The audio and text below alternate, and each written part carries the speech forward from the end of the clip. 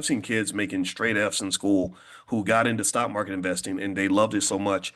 Where some of them, Constance Carter's son, he had almost $100,000 by the time he finished high school, and he just had an interest in it, and he jumped in. He took some money. She gave him the 3 or 4 thousand. He turned it into 80,000 or 60,000 or something crazy like that. And then next thing you know, this kid has a ton of money. And when I met him, the conversation was different.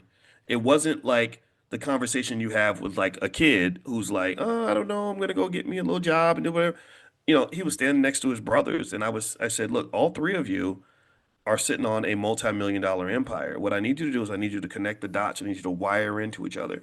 You already have the wiring of building that empire because you love each other, you're connected to each other, you talk to each other every day. You have investing knowledge far more than most college graduates have. And I said, all I need you to do right now is accelerate the process and take yourself seriously. I said, you're not a boy, you're a man. You're 18, you're 19, you're 22. I need y'all to just really understand when you present yourselves as businessmen, the world will treat you like businessmen.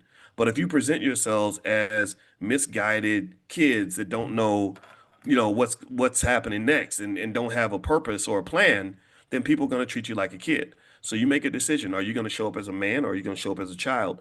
And the reason that's important, I think, for black people to get is I think that there's just an expectation that black men will show up as victims or confused or distracted or chasing women and doing nothing else, just silly things, right?